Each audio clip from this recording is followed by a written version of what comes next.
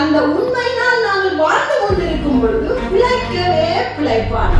ஆனா ஆண்டவர் சொன்னதின்படியே பெருமழை பொழிந்தது, நோவாவின் வேலை மிதந்தது, நோவாவும் குடும்பமும் காப்பாற்றப்பட்டார்கள். ஆனால் அதை கேட்காதவர்கள் அழிந்து போனார்கள். முதலாவதாக தேவனுடைய கட்டளைகளை, நீதியை, நியாயங்களை மேற்கொண்ட மனுஷன் நோவாவாய் இருக்கிறார். அந்த நோவாவை குடும்பமாகத்தான் மறுபடியும் இந்த பூமியில் ஒரு தேவனுக்குரிய மீதினால் சகல ஜனங்களும் உருவாக்கப்படுகிறார். ஆபிரகாமோடு பேசினவருடைய சத்தத்தை ஆபிரகாம் அறிந்திருந்தார். அவர் வல்லமையுள்ள சர்வ வல்லமை உள்ள தேவன், லோகத்தில் இருந்து பேசுகிற தேவன் என்பதை ஆபிரகாம் அறிந்திருந்தார். சொன்ன சொல்லுக்கு மாறாதவராக 100 வயதிலே 25 வருடமாக காத்திருந்து பெற்ற மகனை கூடி அவர் பலி செலுத்துகிறார். மரித்தாலும் மகனை தான் பலி கொடுத்தாலும் அதை எரிச்சாலும் சாம்பலில் இருந்து ஓடி அவர் மகனை எழுப்புகிறதுக்கு வல்லமை உள்ள கர்த்தர் சொல்லி ஆபிரகாம் விசுவாசித்தார்.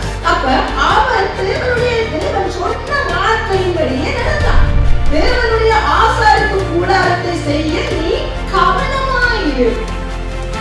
யாத்ராகமம் 25:40 சொல்றார், நீ எச்சரிக்கையாயிரு. மலையில நான் உனக்கு காண்பித்த மாதிரியின்படியே நீ எல்லாவற்றையும் செய்ய எச்சரிக்கையாயிரு என்று சொல்லி உன் கிரியைகளை அறிந்திருக்கிற நீ உயிருள்ளவன் என்ற பெயர் கொண்டிருந்தும் செத்தவனாய் இருக்கிறார். தேவன் அவருடைய கிரியைகளை தேவன் பார்க்கிறாராம். இன்றைய நாளிலும் அந்த சபைக்கு தேவன் சொன்னதின்படி இன்றைய நாளிலும் ஆண்டவர் எங்களுடைய கிரியைகளை பார்க்கிறார். என்னன்னு சொன்னால், நாங்கள் உயிருள்ளவர்கள் என்ற ஒரு பெயரோடு இருக்கிறோமே வழிய உயிருள்ள அந்த கிரியைகள் எங்களுக்குள் இல்லை. நாங்கள் செத்தவர்கள் போலதான் கர்த்தர் பார்க்கிறார். ஆனால் தேவன் எதிர்பார்க்கிறார் என்னன்னு சொன்னால், அவருடைய அந்த உயிருள்ள கிரியைகள், அவருடைய கட்டளைகள், அவர் என்னென்னவெல்லாம் கட்டளையாக இதுல வச்சிருக்கிறாரோ அந்த கட்டளைகள் கிரியைகளை பார்க்கிறார்.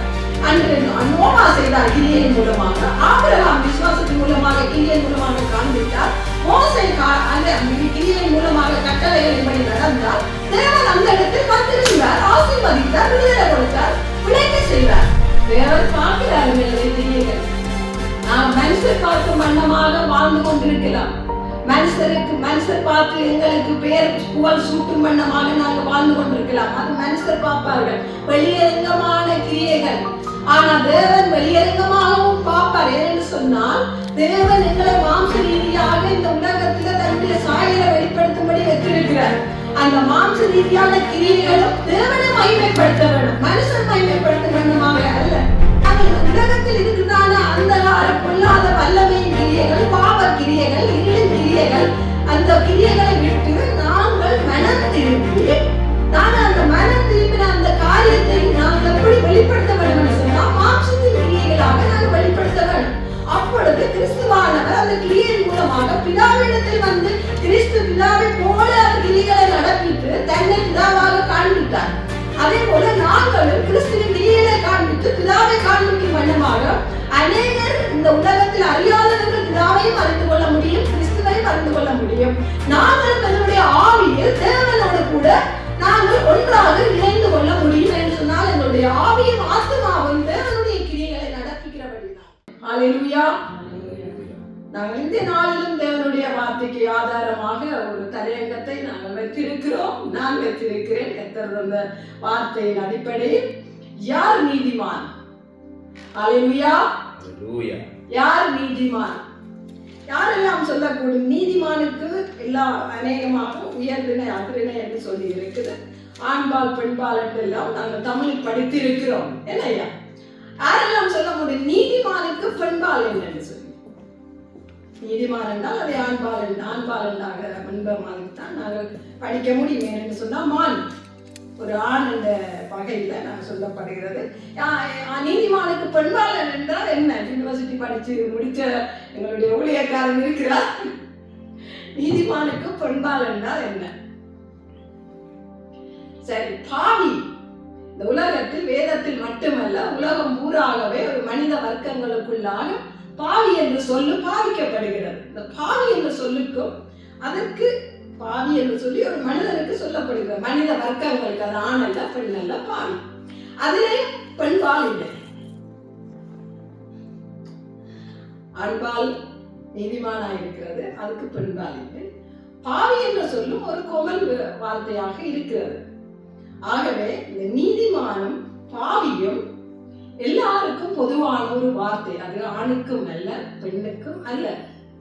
ஆனால் இந்த நீதிமான் பாவி என்ற இந்த வார்த்தை ஆண்டவராகிய தேவனுடைய ராஜ்யத்துக்குரியவையான இந்த வார்த்தையா இருக்கிறது. யார் நீதிமான் என்று சொல்லி நாங்கள் முதலாவது பார்ப்போம். அதுக்கு பிறகு நாங்கள் நீதிமானா பாவியான்னு சொல்லி பார்க்கலாம். எப்படி என்று சொன்னால், நீதிமானா இருந்தால் அவன் நீதியை சுதந்திரித்துக் கொள்ளுவான்.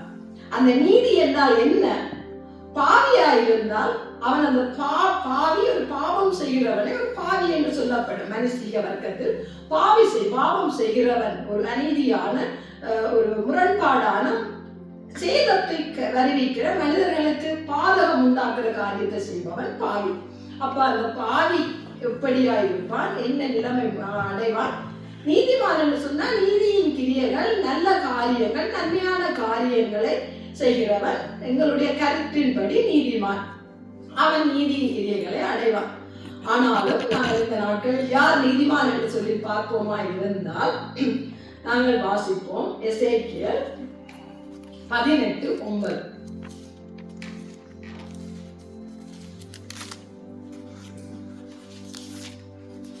கட்டளைகளின்படி நடந்து நியாயங்களை கைக்கொண்டு உண்மையாய் இருப்பாயாகில் அவனே நீதிமான். என் கட்டளைகளின்படி நடந்து என் நியாயங்களை கைக்கொண்டு உண்மையாய் இருப்பானாகில் அவனே நீதிமான். யார் நீதிமானாம்? என் கட்டளைகளின்படி நடந்து என் நியாயங்களை கைக்கொண்டு உண்மையாய் இருப்பானாகில் எப்பவும் இது பிரசன்ஸா இருக்கிறது. அப்படின்னு சொன்னா இருப்பானாகில், நாங்கள் வாழ்ந்து கொண்டு இருக்கிறதான இந்த முடிவு வரைக்கும் இருக்கிறதான இந்த ஜீவியத்தில் உண்மையாய் இருப்பானாகில் அவனே நீதிமான். அவன் பிழைக்கவே பிழைப்பான் என்று கர்த்தராகிய ஆண்டவர் சொல்லுகிறார்.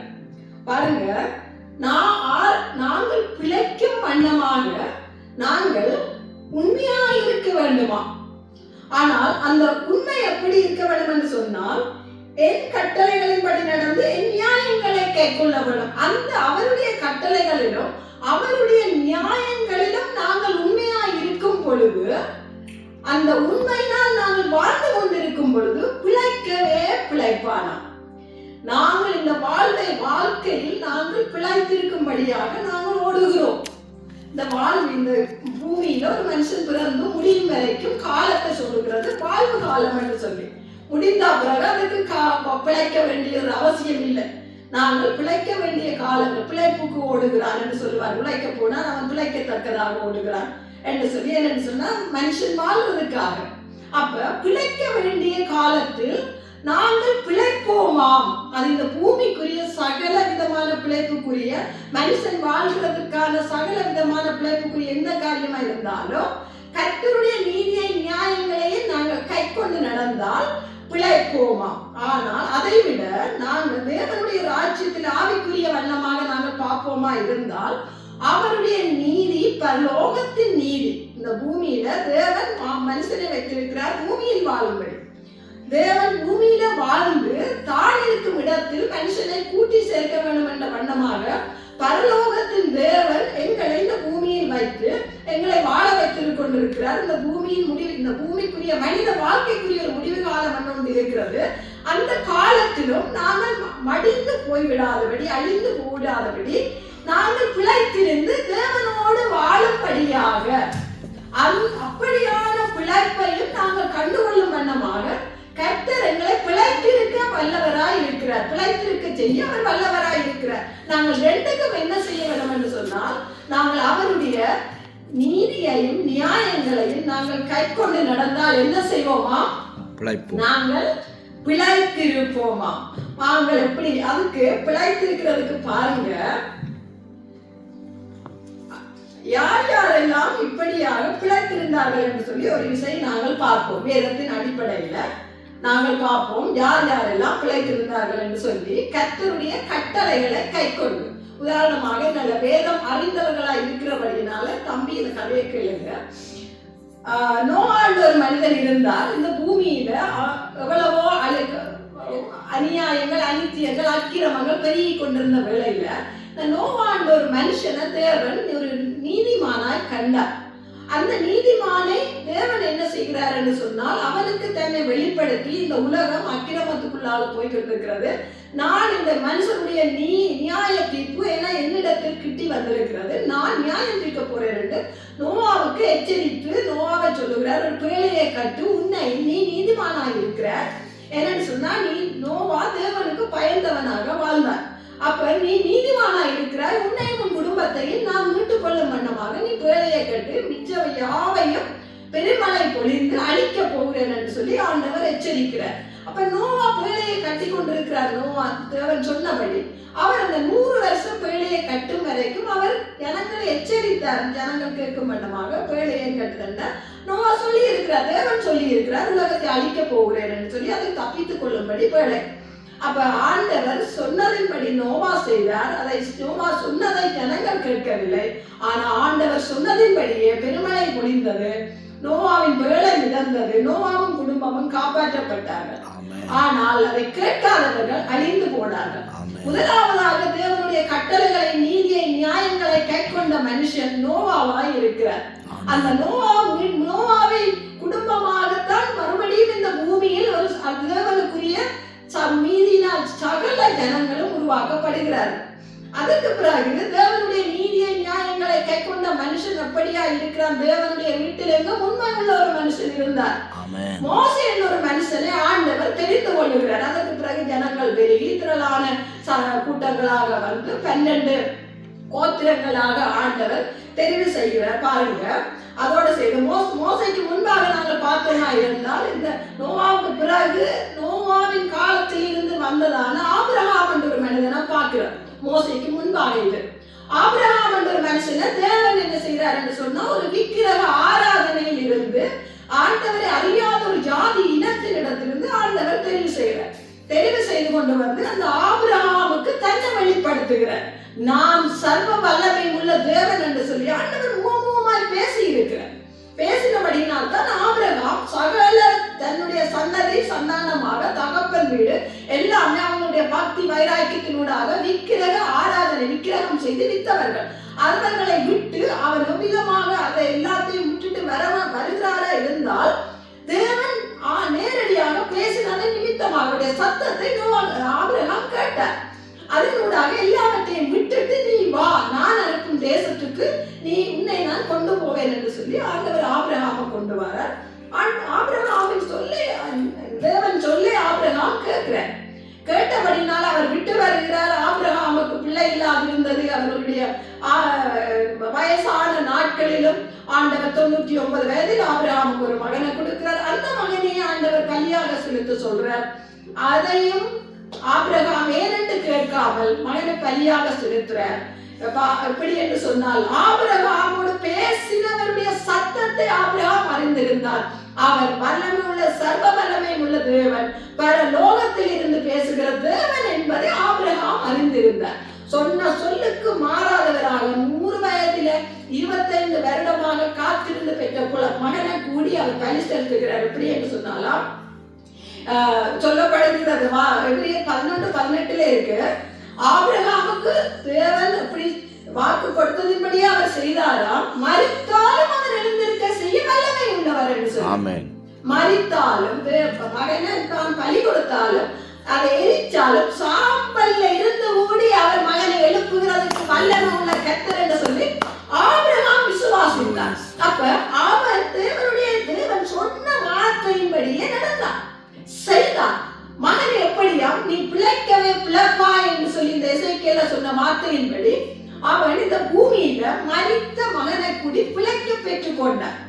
ஆவிக்குரிய வண்ணமாக நாங்கள் பார்ப்போமா இருந்தால், நாங்களும் இந்த பூமியில ஆபிரகாம் தேவனுடைய சொல்லை கேட்டு வந்தது போல அவன் பூமி தாங்க முடியாத பூமிக்குரிய ஆசீர்வாதத்தினால் நிறைந்திருந்தார். வேதத்துல சகலத்திலும் ஆதாரங்கள் உண்டு. அதே போல மரணத்துக்கு தன்னுடைய கையை ஓங்கின பொழுது கூடி மகனை வெட்டும்படியாக கர்த்தர் அந்த மகனை ஜீவனோடு காத்து கொடுத்தார். ஆனால் அவன் பலி செலுத்தி இருந்தால் கூடி ஆண்டவர் மறுபடியும் உருவாக்கி கொடுக்க வல்லமை உண்டவரை விசுவாசித்திருந்தார். Hallelujah. ஆபிரகாம் என்ற ஒரு மனுஷன். அடுத்ததாக நாங்க பார்ப்போம், ஆபிரகாமின் ஊடாக கடந்து வந்ததான சந்ததி, அந்த சந்ததியில் இருந்து வந்த 12 கோத்திரத்தில் உருவான மோசே. மோசே என்ன செய்கிறார் என்று சொன்னா, கர்த்தர் மோசையோட பேசுகிறார். அக்கினி முச்சடியில அக்கினியினால் பேசுகிறார். அக்கினியின் ஊடாக வெளிப்பட்டு ஆண்டவர் அவரோடு பேசி இடைப்பட்டு அவருடைய ஜனங்களை, எகிப்தின் பாவத்தின் அடிமைத்தனத்தில் இருந்த ஜனங்களை அவர் அழைத்து வருகிறார். அழைத்து வரும் பொழுது தேவன் ஒரு நியமங்களை கொடுக்கிறார். எப்படி என்று சொன்னா, அவர் ஜனங்களை வழிநடத்தி கொண்டு வரும் பொழுது ஜனங்கள் மத்தியில் இருந்து ஜனங்களோடு பேசும் வண்ணமாக, ஜனங்களை ஆசீர்வதிக்கும் வண்ணமாக ஆண்டவர் ஒரு வழிமுறைகளை, விதிமுறைகளை கொடுக்கிறார். அவர் வாசம் பண்ணுகிறதான இடம் ஒன்றை ஆயத்த பண்ணும்படி. தேவன் பரலோகத்தில் இருக்கிறார், ஆனால் தேவன் பரிசுத்த தேவன். நீங்கள் வாசம் பண்ணுகிற இடத்துல நான் வந்து வாசம் பண்ணுவேன் என்று சொல்லி அவர் வாக்கு கொடுத்திருக்கிறார். அதே போல ஜனங்கள் மத்தியில் அவர் வாசம் பண்ணி ஜனங்களோடு பேசவும், அவருடைய கட்டளைகளை, நியமங்களை அவர்களுக்கு கற்றுக் கொடுக்கவும், சொல்லிக் கொடுக்கவும், ஜனங்களை ஆசீர்வதிக்கவும் ஆண்டவர் மோசைக்கு ஒரு கட்டளை கொடுக்கிறார். அவருடைய ஆசரிப்பு கூடாரத்தை செய்யும்படியாக ஆண்டவர் மோசைக்கு கட்டளை கொடுக்கிறார். பாருங்க, எப்படி என்று சொன்னா, எபிரேயர் 8:5 இருக்கு, தேவனுடைய ஆசாரிப்பு கூடாரத்தை செய்ய நீ கவனமாயிரு. யாத்ராகமம் 25:40 சொல்றார், நீ எச்சரிக்கையாயிரு. மலையில நான் உனக்கு காண்பித்த மாதிரியின்படியே நீ எல்லாவற்றையும் செய்ய எச்சரிக்கையாயிரு என்று சொல்லி மலையில ஆண்டவர் 40 நாள் மலையில மோசையை கூப்பிட்டு தான் சொல்றாரு, இப்படி எல்லாம் செய்யன்னு சொல்லி. அந்த இடத்துலதான் ஆண்டவர் ஆசாரிப்பு கூடாரத்துக்கான விதிமுறைகளையும் சொல்லி அவருடைய கிருபாசனம் செய்யறதுக்கான விதிமுறைகளையும் ஆண்டவர் சொல்றார். அந்த கிருபாசனத்தை கூடி ஆண்டவர் எவ்வளவு அகலம், எவ்வளவு நீளம் என்று சொல்றார். என்னன்னு சொன்னா, கிருபாசனத்தில் நான் வந்து இருந்து உங்களை ஆசீர்வதிக்க, உங்கள் ஜனங்கள் எவ்விதமாய் நடக்க வேண்டும் என்பதை பேசும்படியாக மோசே அந்த பிரகாரமே செய்யறார். ஒரு கொஞ்சம் கூடி விலகி இருந்தால் தேவன் வந்திருக்க மாட்டார். ஆண்டவர் என்ன செய்யறார் பாருங்க, அவர் கிருபாசனத்தில் இருந்து, மகாபரிசுத்த ஸ்தலத்திலே இருந்து ஆண்டவர் ஜனங்களோட பேசினார் என்று சொல்லி பார்க்கிறோம். கிருபாசன தண்டையில் தேவன் மகிமையாக இறங்கி வருகிறார். வந்து அந்த கிருபாசனத்தை இருந்து மோசையோடு பேசி, மோசையோட ஜனங்களோடு பேசுகிறார். அந்த இடத்தில் தேவன் வந்தார். அப்ப தேவனுடைய நீதியின்படியும், அவர் கொடுக்கிற நியமங்களின்படியும், அவருடைய கட்டளைகளின்படியும் செய்தால்தான் ஆண்டவர் அந்த இடத்தில் வந்து அவர்களோடு பேசுவார், நடக்க வேண்டிய வழிகளை கற்றுக் கொடுப்பார், அவர்களோடு இடைப்பட்டு அவர்களை ஆசீர்வதிப்பார். அப்ப முதலாவது நோவா இருந்தார், ஆபிரகாம் இருந்தார், மோசே இருந்தார். அடுத்ததாகத்தான் நாங்கள் வரப்போகிறோம். என்று சொன்னால், எங்களோடு ஆண்டவர் அவ்விதமாக இன்றைய நாளில் அவருடைய நியமங்களை அவர் வெளிப்படுத்துகிறார் என்று சொல்லி பார்ப்போம். நாங்கள் வாசிப்போம். வெளிப்படுத்தல் 3வது அதிகாரம்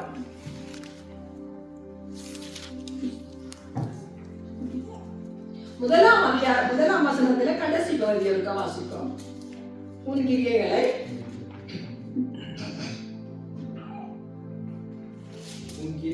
அறிந்திருந்து நீ உயிர் உள்ளவன் என்று பெயர் கொண்டிருந்தும் உன் கிரியைகளை அறிந்திருக்கிறேன். நீ உயிருள்ளவன் என்றிருந்தும் நீர் உயிருள்ளவன் என்று பெயர் கொண்டிருந்தும் செத்தவனாயிருக்கிறாய். நீ உயிருள்ளவன் என்று பெயர் கொண்டிருந்து நீ செத்தவனாயிருக்கிறாய்.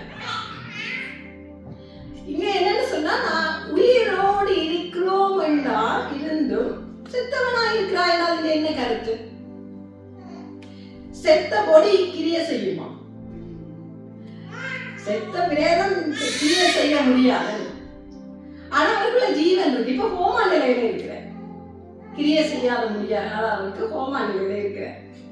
இப்படித்தான் இன்றைய காலகட்டத்திலையும் இந்த பூமியில வாழுகிறதான மனிதர்களுக்கு ஆண்டவர் எச்சரிக்கிறார். எல்லாரும் வாழ்கிறார்கள் என்று நாங்கள் சொல்ல முடியாது, ஆனால் எச்சரிக்கிறார். என்னன்னு சொன்னா, 7 சபைகளுக்கு ஆண்டவராய் இயேசு கிறிஸ்து வெளிப்படுத்தின சுவிசேஷத்தில் 7 சபைகளும் மனம் திரும்ப வேண்டும் என்று சொல்லி எச்சரிக்கிறதான, இந்த சபைகளுக்கு கொடுத்ததான ஒரு சபைக்கு கொடுத்ததான எச்சரிப்பின் சத்தம் தான் இது. நீ உன் கிரியைகளை அறிந்திருக்கிற, நீ உயிருள்ளவன் என்று பெயர் கொண்டிருந்தும் செத்தவனாய் இருக்கிறார். தேவன் அவருடைய கிரியைகளை தேவன் பார்க்கிறாராம். இன்றைய நாளிலும் அன்று சபைக்கு தேவன் சொன்னதின்படி இன்றைய நாளிலும் ஆண்டவர் எங்களுடைய கிரியைகளை பார்க்கிறார். என்னன்னு சொன்னால், நாங்கள் உயிருள்ளவர்கள் என்ற ஒரு பேரோடு இருக்கிறோமே வழிய உயிருள்ள அந்த கிரியைகள் எங்களுக்குள் இல்லை. நாங்கள் செத்தவர்கள் போலதான் கர்த்தர் பார்க்கிறார். இது ஒரு எச்சரிப்பு. அந்த சபையை பார்த்து தேவன் இன்றைக்கும் ஆண்டவர் சபையை பார்த்து எங்களை பார்த்து, சபை நாங்கள் எங்களை பார்த்து கேட்கிறார், நீங்கள் உயிர் பெயர் கொண்டிருந்தோம், உயிர் உள்ளவன் என்று பெயர் கொண்டிருந்தோம். நாங்கள் ஜீவிக்கிறோம், சபை என்ற பெயரோட தான் இருக்கு. நாங்கள் ஆத்துமாக்கள்லாம், விசுவாசிகள்லாம், நீதிமான்கள்லாம். ஆனால் தேவன் எதிர்பார்க்கிறார் என்னன்னு சொன்னால், அவருடைய அந்த உயிர் உள்ள கிரியைகள், அவருடைய கட்டளைகள், அவர் என்னென்னவெல்லாம் கட்டளையாக இதுல வச்சிருக்கிறாரோ அந்த கட்டளைகள் கிரியைகளை பார்க்கிறார். அன்று நோவா செய்தார் கிரியையின் மூலமாக, ஆபிரகாம் விசுவாசத்தின் மூலமாக கிரியையின் மூலமாக காண்பித்தார், மோசே அந்த கிரியையின் மூலமாக கட்டளைகளின்படி நடந்தார். தேவன் அந்த இடத்தில் வந்திருந்தார், ஆசீர்வதித்தார், விடுதலை கொடுத்தார், பிழைக்க செய்தார். அதே போல இந்த காலங்களிலும் ஆண்டவர் இந்த சபைக்கு ஊடாக எச்சரித்த இந்த வார்த்தையின்படி எங்களுக்கு எச்சரிக்கிறார்.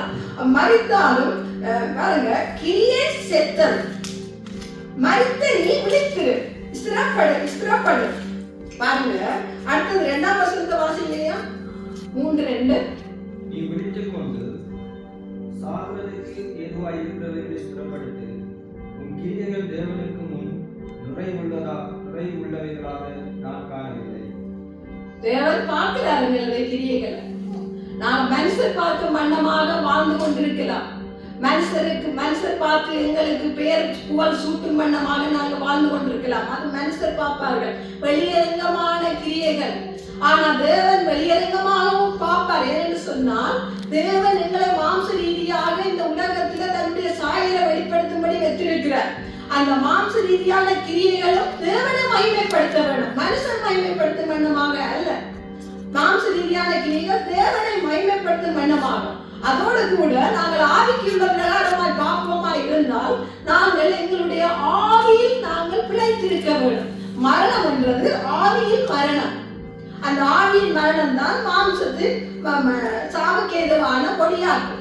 அப்ப நாங்கள் இந்த நீ விழித்துக் கொண்டு சாகிறதுக்கு ஏதுவா இருக்கிறவளை ஸ்திரப்படுத்துகள் சொன்னால் நாங்கள் விழிப்பில்லாம இருக்கிறோம், உயிரோடு தான் இருக்கிறோம், நாங்கள் நடமாடிக்கொண்டு இருக்கிறோம். கர்த்தர் எதிர்பார்க்கிறது இந்த மரணத்துக்கு ஏதுவான இந்த கிரியைகளை விட்டு நாங்கள் உயிருள்ள கிரியைகளை காண்பிக்கும் வண்ணமாகும். நாங்கள் இந்த பூமியிலும் மாம்சத்துக்கு ஏதுவான உயிருள்ள கிரியைகளை காண்பித்து எங்கள் நடைகள், உடைகள், பாவனைகள் ஊடாக கிறிஸ்துவின் சாயலை காண வேண்டும். அதோடு கூட நாங்கள் இன்றைக்கு இருக்கிறோம், நாளைக்கு என்ன நிலைமையாக இருப்போம் என்றது தெரியாது. ஜீவனங்கள் கையில் இல்லை. மரித்தாலும் எங்களுடைய ஆத்துமாவில் இருக்கிறதான, ஆவியில் இருக்கிறதான, எங்களுக்குள் ஒட்டி இருக்கிறதான இந்த உலகத்தின் மாம்சத்தின் கிரியைகள் எங்களை தேவனை விட்டு பிரித்து விடாதபடி அந்த தேவன் வச்சிருக்கிறதான அந்த நித்திய ஜீவனை சுதந்திரித்துக் கொள்ள வேண்டும். அப்ப நாங்கள் இந்த உலகத்தில் இருக்கிறதான அந்தகார பொல்லாத வல்லமையின் கிரியைகள், பாவ கிரியைகள், இருளின் கிரியைகள், அந்த கிரியைகளை விட்டு நாங்கள் மனம் திரும்பி நாங்கள் அந்த மனம் திரும்பின அந்த காரியத்தை நாங்கள் எப்படி வெளிப்படுத்த வேண்டும் என்று சொன்னால் மாம்சத்தின் கிரியைகளாக நாங்கள் வெளிப்படுத்த வேண்டும்.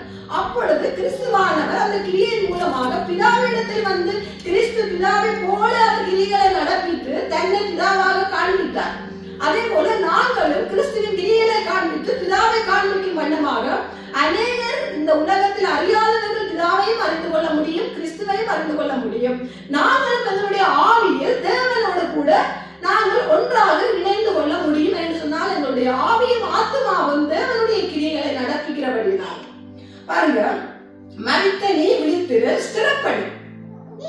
அதைதான் ஆசைப்படுது. நீ விழித்துக் கொண்டு சாகிறதுக்கு ஏதுவானங்களை ஸ்திரப்படுத்தி உன் கிரியைகள் தேவனுக்கு முன்பாக நிறைவுள்ளாக காணும். அப்ப தேவன் ஒரு நிறைவை எதிர்பார்க்கிறார், பூரணத்தை எதிர்பார்க்கிறார். நாங்கள் ரட்சிக்கப்பட்டோம், இங்கே ஆவியில ரட்சிக்கப்பட்டோம். பாவத்தில் இருந்த நாங்கள் ஆவியில ரட்சிக்கப்பட்டோம். பாவம் இன்னதென்றதை அறிந்து அதுல இருந்து நாங்கள் உணரப்பட்டவர்களாக ஒரு பரிசுத்தத்துக்குள்ளாக திசை திருப்பப்பட்டோம். அப்ப அது ஆரம்பம். முடிவு பரியந்த நிலை நிற்கிறவன் தான் ரட்சிக்கப்படுவான். அப்ப அந்த முடிவு பரியந்த நிலை நிற்கிறதுன்றது பூரண கிரியை. நாங்கள் மாம்சத்துல வாழ்ந்து கொண்டிருக்கிறதான இந்த கால இடைவெளியில வந்து நாங்கள் ரட்சிக்கப்பட்டு கொண்டிருக்கிறோம். தேவனுக்குள்ளாக நாங்கள் எங்களை நாங்கள்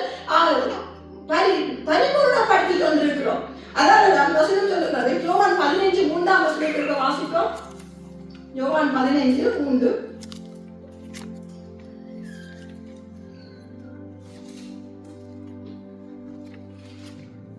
நான் உங்களுக்கு சொன்ன உபதேசத்தினாலே நீங்கள் இப்பொழுதே சுத்தமாயிருக்கிறீர்கள். நாங்கள் அவருடைய உபதேசத்தினால நாங்கள் வாழ்ந்து கொண்டிருக்க வேண்டும். எப்பொழுதும் நாங்கள் எங்களை சுத்திகரித்துக் கொண்டிருக்க வேண்டும். உபதேசத்தினால் எப்படி நாங்கள் சுத்திகரிக்கிறது என்று நாங்கள் ஒரு விஷயம் நாங்கள் யோசிக்கலாம். பாருங்க, அதுக்குத்தான் இந்த ஆண்டவர் சொல்லுறார். வெளிப்படுத்தல் 3:3 இருக்க வாசிங்கய்யா. ஆகையால் இந்த வெளிப்படுத்தலே இருங்கோ. ஆகையால் நீ கேட்டு பெற்றுக்கொண்ட மகியை நினைவு கூர்ந்து அதை கை கொண்டு மனந்திருப்பு. நீ விழித்திராவிட்டால் திருடனை போல் உண்மை வருவேன். நான் உண்மை வரும் வேலையை அறியாதிருப்பாய். ஆகையால் நீ கேட்டு பெற்றுக்கொண்ட மகியை நினைவு கூர்ந்து. நாங்கள் எப்ப எல்லாம் கேட்டோம் அவருடைய கட்டளைகளை மனம் திரும்பும் வண்ணமாக ரட்சிக்கப்படும் பொழுது தேவனுடைய வார்த்தையை கேட்டு நாங்கள் மனம் திரும்பினோம். அதை நாங்கள் மறுபடியும் நினைவு கூர்ந்து, ஏனென்று சொன்னால் நாங்கள் இப்பொழுது அவருடைய கிரியை இல்லாமல் மரித்தவர்களை போல நாங்கள் ஒரு கிரியை நடப்பிக்க முடியாதவர்களாக நாங்கள் தேவனுடைய ஆவி நாம் பிழைக்கப்பட்டோம் என்பதை அந்த ஆவியின் கிரியை நடப்பிக்க முடியாதவர்களாக இருக்கிறோம். ஆண்டவர் எச்சரிக்கிறார், விழி, எழுந்திரு, ஸ்திரப்படு. நீ எவ்விதமாக கேட்டு பெற்றுக் கொண்டாய், எவ்விதமாக உன்னுடைய ஆரம்ப ரட்சிப்பு தேவனுக்குள்ளாக மனம் திரும்பினியோ அதை நீ இப்பொழுதும் நினைவு கூர்ந்து மனம் திரும்பும். நீ விழித்திராவிட்டால் திருடனை போல் உண்மையில் வருவேன். நான் உண்மையில் வருங்களே அறியாதிருப்ப. அப்ப நீ விழித்திராது விட்டால் திருடனை போல வருவாய். அப்ப நீ தூங்கினால் திருடனை போல வருவாரா?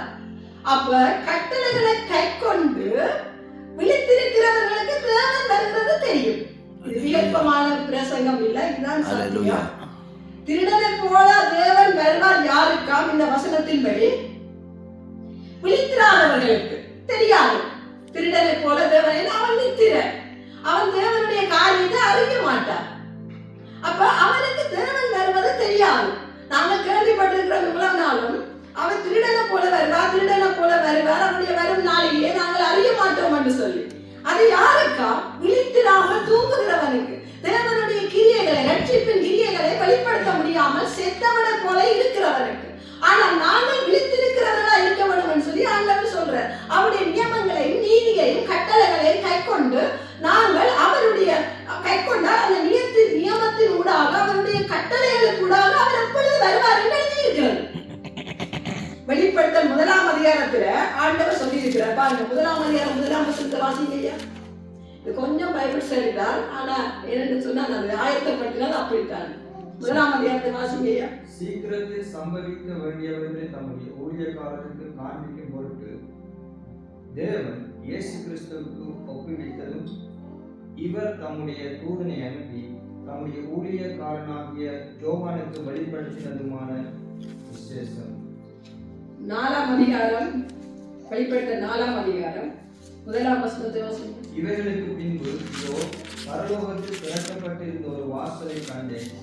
முன்னே எக்கால சத்தம் போல் என்னுடனே பேச நான் கேட்டிருந்த சத்தமானது, இங்கே ஏறி வா, இவைகளுக்கு பின் சம்பவிக்க வேண்டியவைகளை உனக்கு காண்பிப்பேன் என்று விளம்பினது. ஆண்டவர் சொல்றார், இந்த கடைசி காலங்களில் சீக்கிரமாய் சம்பவிக்க வேண்டியவைகளை நாங்கள் இது வெளிப்படுத்தின விசேஷமானது ஒரு தீர்க்க தரிசன புத்தகம். கடைசி காலங்களில் நடக்க போவதான காரியங்கள் இந்த தீர்க்க தரிசன இந்த புத்தகங்களின் ஊடாகத்தான் ஏழு சபைகளுக்கு எச்சரிக்கிறார். இப்ப இருக்கிறதான நாங்கள் சபை என்ற பெயரோடு தேவனுடைய புயலைக்குள்ளாக இருக்கிற நாங்கள், அவருடைய மந்தைக்குள்ள இருக்கிற நாங்கள் எச்சரிக்கை பெற்று கர்த்தர் கூடாக இனி சம்பவிக்க போகிறவைகளுக்கு தகுதி அடையும்படிக்குத்தான் ஆண்டவர் இந்த சபைக்கு எச்சரிக்கிறார். கடிதங்கள் எழுதி எச்சரிக்கிறார். அதில் ஒரு எச்சரிப்பு தான் இந்த சபை. சரிந்த சபை சீக்கிரமா இந்த சம்பவிக்க போது நீ மனம் திரும்பு. அதே போல இந்த எச்சரிப்புக்கு பிறகுதான் 4ஆம் அதிகாரத்தில் ஆண்டவர் சொல்றார். என்னன்னு சொன்னால், இங்கே ஏறிவா, இவைகளுக்கு பின்பு சம்பவிக்க வேண்டியவைகளை உனக்கு காண்பிப்பேன். எப்படி காண்பிப்பேன் என்று சொன்னால், முதலே ஆண்டவர் இந்த 66 புத்தகத்திலும் எழுதி வச்சிருக்கிறார். இன்னென்ன விதமாக நடக்கும். எழுதின பிரகாரமாக இயேசு வந்தார். இயேசு வந்து சொல்லிட்டு போனார், இந்த விதமாக நான் வருவேன், பரலோகம் பூமிக்கு வரும், அப்பொழுது உங்களை நான் கூட்டி சேர்ப்பேன், என்னோடு கூட நீங்க வாழுவீர்கள். அப்ப இனி சம்பவிக்க வேண்டியவைகளை நான் காண்பிப்பேன் என்று சொல்லுகிறேன். அதற்கு என்ன செய்ய வேண்டும் என்று சொன்னா, இனி சம்பவிக்க வேண்டிய காரியங்களுக்கு நாங்கள் எச்சரிக்கையா இருக்க வேண்டும் என்று சொல்லிட்டால், இந்த சர்த சபையில ஒரு சபைக்கு ஆண்டவர் இந்த எச்சரிப்பை கொடுக்கிறார். அப்ப நாங்கள் என்ன செய்ய வேண்டும்? அவருடைய கட்டளைகள், நியமங்கள், அவருடைய பிரமாணங்கள் இன்னதென்று அறிந்தாராய்ந்து நாங்கள் அவைகளை கைக்கொண்டு நடக்கிறவர்களா இருந்தால் அவர் வரும் நாள் எங்களுக்கு தெரியும். ஏன்னா அதனோட அவர் எழுதியிருக்கிறார், அப்ப வருவார், அப்ப இன்னதெல்லாம் காரியங்கள் நடக்கும் என்று சொல்லி. இன்னொரு வசனம் வாசிப்போம் ஐயா. 1 தெசலோனிக்கேயர்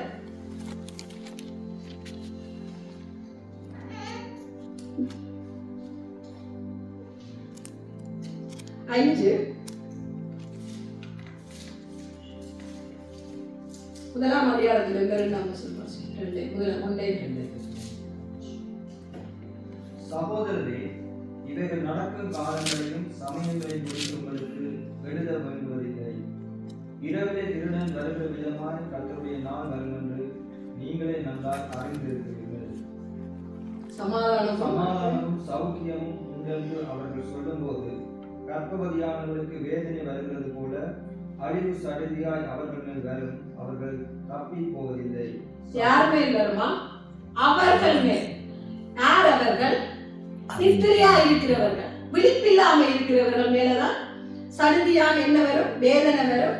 வருகிறது போல அழிவு சடுதியாய் வரும். அப்ப தேவன் திருடனை போல வருகிறது நித்திரையா இருக்கிறவர்கள் அறிய மாட்டார்கள் அவர்கள். ஆனால் பவுல் சொல்லுகிறார், சகோதரர், இவைகள் நடக்கும் காலங்களை சமயங்களை குறித்து உங்களுக்கு எழுத வேண்டியதில்லை. என்று சொன்னால் உங்களுக்கு தேவன் அப்ப வருவார் என்று சொல்லி இருக்கிறார். என்று சொன்னால் நீங்கள் யாரு? தேவனுடைய நீதிமான்கள், நம்முடைய ரத்தத்தினால் கழுவப்பட்ட பிள்ளைகளா இருந்தால் அவர் வரும் காலங்களை நீங்க அறிந்திருப்பீர்கள். அப்ப திருடனை போல வருவது அறியாதவர்களுக்கு, நித்திரையா இருப்பவர்களுக்கு அந்த அழிவு வரும். தேவன் தன்னுடைய ஜனங்களை மீட்டுக் கொள்ளுவார். அப்பொழுது தேவனுடைய பிள்ளைகள் தேவனோடு கூட அவரோட ராஜ்யத்தில் இருப்பார்கள்.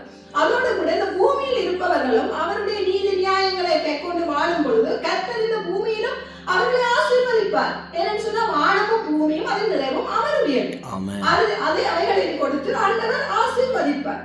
அப்ப இந்த பூமியில நடக்கிறதான இந்த அழிவுகளுக்கு எல்லாவற்றுக்கும் நீங்க நாங்க யோசிச்சு பார்ப்போமா இருந்தா தேவனுடைய பிள்ளைகள் ஏதோ ஒரு விதத்தில் தப்பித்துக் கொள்வார்கள். தேவன் தப்ப அவர் வழிகளை காண்பிப்பார். அதற்கூடாக நடக்கிற காரியங்களா இருந்தால் அது தேவனுடைய சித்தம், தேவனுடைய ஜனங்களுக்கு. அதை மிஞ்சி அநேகர் சாட்சி சொல்லுவார்கள், கர்த்தர் எனக்கு இப்படியான ஆபத்துல இருந்து இப்படியான அழிவில் இருந்து எங்களை தப்பி வைத்தார். அதெல்லாம் கர்த்தருடைய பிள்ளைகளுக்கான காரியங்கள். இந்த பூமியிலும் அவர் தப்பி வைப்பார். அதோடு கூட தேவன் வரும் பொழுது அவருடைய ராஜ்யத்திலும் நாங்கள் அவரோடு கூட இருக்கும்படியாக இந்த ஆத்தும அழிவில் இருந்து, ஆவியின் அழிவில் இருந்து தேவன் எங்களை தப்பித்துக் கொள்ளுவார். அப்ப நாங்கள் தேவன் வருகிறதான அந்த நாளிலே அறிய வேண்டும். அறிவது எப்படி என்று சொன்னால் அவருடைய நீதியையும் நியமங்களையும் கை கொண்டு நடந்தால்தான் நாங்கள் அறிய முடியும். அந்த நீதியின் நியமங்களும் எங்க இருக்கின்றா? இந்த 66 புத்தகத்துல. இந்த வேதமாகிய இந்த ஒரு புத்தகம் தான் 66 புத்தகம். உலகத்தில் எத்தனையோ கட்டுக்கட்டா புத்தகங்கள் வச்சு படிக்கிறாங்க. எத்தனையோ லைப்ரரிகள் இருக்குது, எத்தனையோ வாசிசாலைகள் இருக்கு, எல்லாம் படிக்கிறார்கள் மனித ஞானத்துக்காக. ஆனால் தேவனுடைய ஆதியும் ஆரம்பமும் இல்லாததான இந்த அண்ட சராசரத்தை உருவாக்கின சரித்திரம் இந்த 66 புத்தகத்துலதான் இருக்கு. 66 புத்தகம் ஒரு புத்தகத்துல. அப்ப இந்த கற்பனைகளை நாங்கள் இதை வாசிச்சு இதன் ஊடாக நாங்கள் அறிந்து கொள்ள முடியும் தேவனுடைய காலங்கள் என்ன, காரியங்கள் என்ன, அவருடைய கட்டளைகள் என்னன்னு சொல்லி. அந்த கட்டளைகளின்படி நாங்கள் வாசிக்கிறதை அறிந்து கொண்டோமானால் நாங்கள் என்ன செய்வோமா? நாங்கள் இந்த பூமியிலும் நாங்கள் தேவனுடைய பிள்ளைகளாய் இருப்போம். அதே நேரம் மரித்தாலும் நாங்கள் தேவனுடைய பிள்ளைகளாய் இருப்போம். விதம் சொன்னா இந்த கட்டளைகளின்படி கை கொண்டு நாங்கள் அதன்படி வாழ்ந்து கை கொள்ளுகிறது அதை நாங்கள் அபியாசப்படுத்துகிறோம். அதை அவ்விதமாகவே நாங்கள் வெளிப்படுத்துகிறோம். கிரியைகளாக நாங்கள் வெளிப்படுத்தும் பொழுது நாங்கள் ஆண்டவற்ற பிள்ளைகளா இருப்போம், தேவனுடைய ஜனங்களா இருப்போம். அந்த தேவனுடைய ஜனங்களாம் யாரா? நீதிமான். அபிதமாக இருக்கிறவர்கள் நீதிமான். தேவனுடைய வருகை அறியாதவர்கள் நீதிமான்கள் இல்லை. அவர்கள் நித்திரையா இருக்கிறதால, செத்து கிடக்கிறவர்கள் போல இருக்கிறதால, கிரியை இருக்கிறது. அவர்கள் நீதிமான்கள் இல்ல. அப்ப நீதிமான் தேவனுடைய வழியை அறிந்திருப்பான். அவன் ஜீவன் உள்ளவன், உயிர் உள்ளவன். அந்த நீதிமானுடைய பெயர் தானே ஜீவ புஸ்தகத்தில் எழுதப்படும். தேவன் வரும்பொழுது புஸ்தகம் ஒன்று திறக்கப்படுது, அது ஜீவ புஸ்தகம். ஜீவனை உடையவர்களுடைய நாமம் எழுதப்பட்ட ஜீவ புஸ்தகம். அந்த ஜீவ புஸ்தகத்தை திறந்துதான் தேவன் ஒவ்வொருத்தரையும் நியாயம் தீர்ப்பார். ஜீவ புஸ்தகத்தில் பேர் இல்லாதப்படாதவன் பரலோகத்துக்கு போக முடியாது, பேர் எழுதப்பட்டவன் பரலோகத்துக்கு போவார். அவ்விதமாக பாருங்க, சங்கீதம்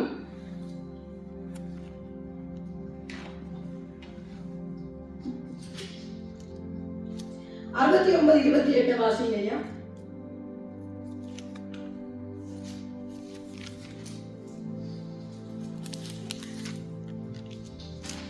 ஜீவ புஸ்தகத்திலிருந்து அவர்கள் பேர் திருத்தப்பட்டு போவதாக, நீதிமான்கள் பேரோடு அவர்கள் பேர் எழுதப்படாதிருப்பதாக.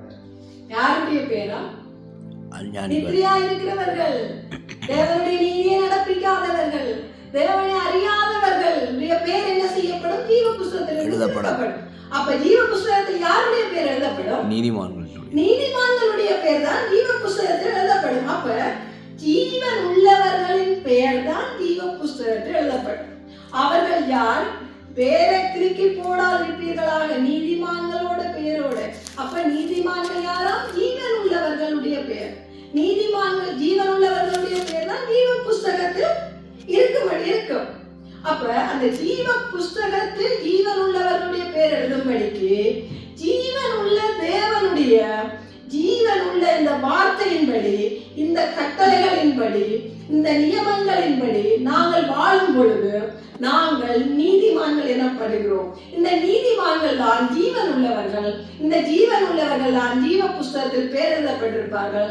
இந்த ஜீவன் உள்ளவர்கள் தான் யார் என்று சொன்னால் அவர்கள் நித்திரை அடையாமல் விழித்திருக்கிறவர்கள்.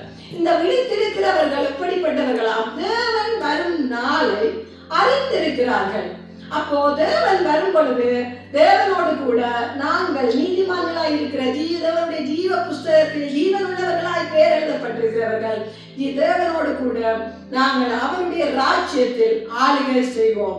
நாங்கள் எப்படியாய் இந்த நாளில் இருக்கிறோம் என்பதை நாங்கள் ஆராய்ந்து பார்த்து கர்த்தருடைய சமூகத்தில் இந்த நாளில் நாங்கள் நீதிமான்கள் என்று சொல்லத்தக்கதாக நாங்கள் ஆராய்ந்து பார்த்து கர்த்தருடைய சமூகத்தில் எங்களை ஒப்பு கொடுப்போம். ஆண்டவரே, நாங்கள் நித்திரை கொள்ளுகிறவர்களை போல இராதபடி ஆண்டவர் வரும் நாளில ஆண்டவரோடு கூட நாங்கள் அவருடைய ஜீவ புஸ்தகத்தில் பேர் எழுதத்தக்கதாக நீதியின் கிரியைகளை தேவனுடைய நியமங்களை நடப்பித்தவர்களாக தேவன் சொன்ன கட்டளைகளின்படி நோவா நடந்தார், ஆபிரகாம் நடந்தார், மோசே நடந்தார். தேவன் அந்த இடத்துல வந்து ஆசீர்வதித்தார். பூமியிலும் பிழைக்கப்பட்டினார், ஆவியிலும் பிழைக்கப்பட்டினார். அதே போல நாங்களும் செத்த கிரிகளை அற கழுவப்பட்டவர்களாக தேவனுடைய வார்த்தையினால அடித்தினமும் ஆராய்ந்து பார்த்து தியானித்து சங்கீதம் 1 சொல்லுகிற கர்த்தருடைய வேதத்தில் பிரியமா இருந்து இரவும் பகலும் அவருடைய வேதத்தை தியானிக்கிற மனுஷன் பாக்கியவான். இரவும் பகலும் தியானிக்கிறதுன்னு சொன்னா அவருடைய வார்த்தையை வாசிச்சு அந்த வார்த்தையில என்ன சொல்லப்படுகிறது அதை எங்களோட ஒப்பிட்டு பார்த்து விட வேண்டியவைகளை விட்டு கர்த்தருக்கூடாக நாங்கள் ஒப்பிட்டு வாழ வேண்டியவர்களாக எங்களை ஒப்பு கொடுத்து வாழும் பொழுது அவர் வரும் நாள் இந்த நாள் என்று எழுதி இருக்கிறபடினால் நாங்கள் பூரண ரட்சிப்புக்குள்ளாக எங்களை நாங்கள் காத்துக்கொள்ள முடியும். இதான் வேதம் சொல்லுகிறது. முடிவறிந்த நிலை நிற்கிறவனே ரட்சிக்கப்படுவான். அவன் ரட்சிக்கப்படுகிறவன் தான் நீதிமான். அந்த நீதிமான் தான் ஜீவ புஸ்தகத்தில் பேர் எழுதப்பட்ட ஜீவன் உள்ளவன், ஜீவனுள்ள வார்த்தையை பெற்றவன். அந்த ஜீவனுள்ள வார்த்தையை பெற்றவன் தான் ஜீவனுள்ள தேவனோடு கூட ஜீவனுள்ள தேவனுடைய ராஜ்யத்தில் சுதந்திரிக்க முடியும். ஆமென், ஆமென். நாம் ஒரு விஷயம் இந்த நாட்களிலும் தேவன் அந்த வார்த்தைக்காக நன்றி செலுத்துவோம்.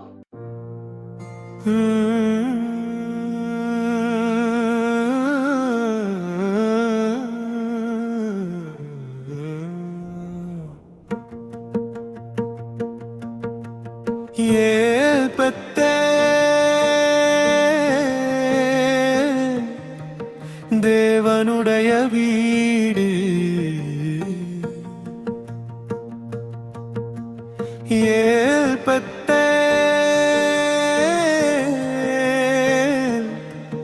தரிசனத்தின் இடம்.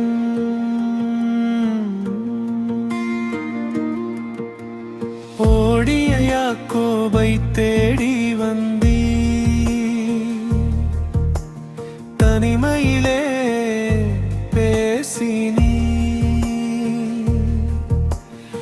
பலிபீடம் கட்டிய அந்த இடம் இன்றும் பரிசுத்தம். ஏல் பெத்தே தேவனுடைய வீடு.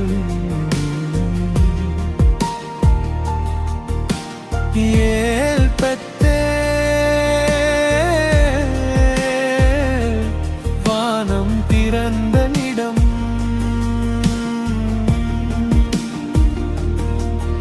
எங்கே நீர் தரிசனமாவீர், இங்கே வாக்குத்தத்தம் நிறைவேறும்.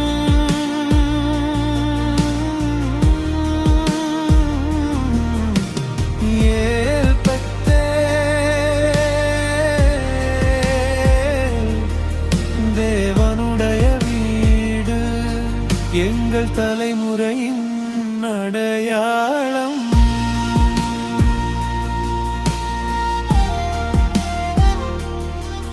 நான் சர்வ வல்ல தேவன் என்றே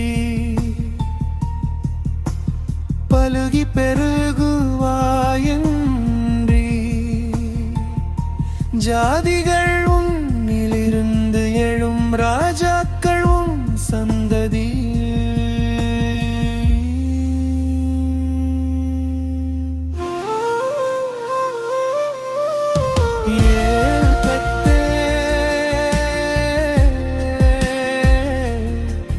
தேவனுடைய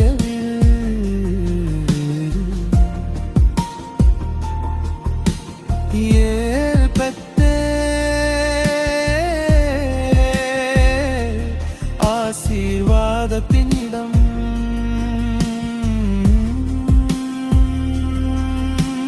நீ சொன்னதை செய்யும் வரை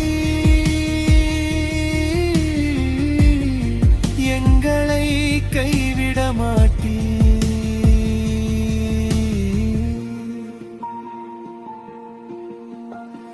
இதோ வானத்தில் சிங்காசனம் மகிமையால் நிறைந்தது, மின்னலும் இடியும் சத்தமும் பரிசுத்தர் பரிசுத்தர். ஏழு ஆவிகள் எரிகின்றன, அக்கினி தீபங்கள் முன்பாக நாம் விழுந்து ஆராதிக்கிறோம் தேவனுடைய சிங்காசனத்தின் முன்.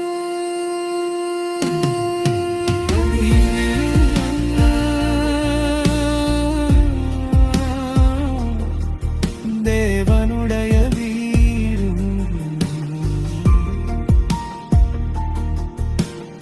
ஏல் பெத்தே வானமும் பூமியும் சந்திக்கும் இடம். மேற்கும் கிழக்கும் பரவுவோம், வடக்கும் தெற்கும் நிறைவோம்.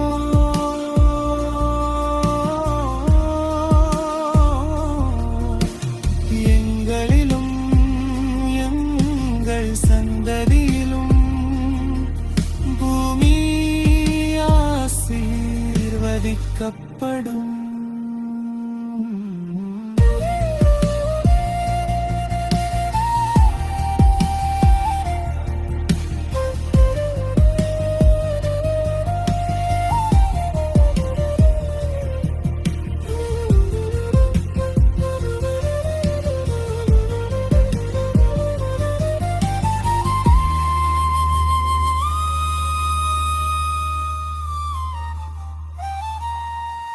நீர் எங்களோடு இருப்பீர், போகும் இடமெல்லாம் காப்பீர்.